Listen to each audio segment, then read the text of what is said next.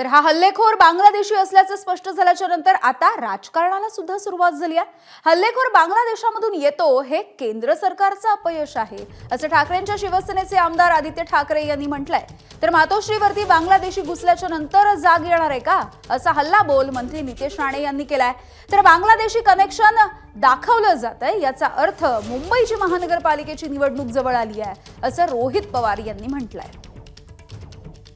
तर खरोखर ते रोहिंग्या असतील तर केंद्रीय गृहमंत्र्यांना प्रश्न विचारणं गरजेचं आहे, कारण हे त्यांचं फेलियर आहे। जर देशात आपले रोहिंग्या येत असतील असे, गेले 10 वर्ष भाजपचं सरकार आहे, तिसरी टर्म सुरू झालेली, बहुमताचं सरकार आहे, आणि हे होत असताना जर दुसऱ्या देशांमधून असे घुसायला लागले, मग केंद्र सरकारची नक्की जबाबदारी काय आहे आणि हे फेलियर आहे का केंद्र सरकारचं, हे देखील आम्हाला सांगणं गरजेचं आहे। कारण ही फारच गंभीर बाब आहे। जर असं खरोखर व्हायला लागलं असेल तर याच्यावर कुठे ना कुठेतरी प्रधानमंत्री महोदयांनी देखील उत्तर देणं गरजेचं आहे। उबाटा असो आणि ह्या काँग्रेसवाल्यांचे जे काही खासदार निवडून आलेले आहेत ते कुठल्या पॉकेटमध्ये निवडून आले आहेत त्यांच्या मतदार यादी जरा तपासा।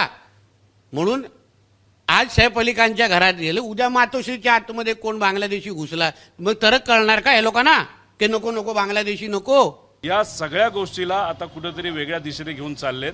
मग असं म्हणावं लागेल की हा जो मारेकरू आहे आणि हा विषय थोडा बांगलादेशकडे जो घेऊन नेला जात आहे, मग आपल्याला म्हणावं लागेल मुंबईचं इलेक्शन जरा जवळ आलेलं दिसतंय। एबीपी माझा, उघडा डोळे बघा नीट।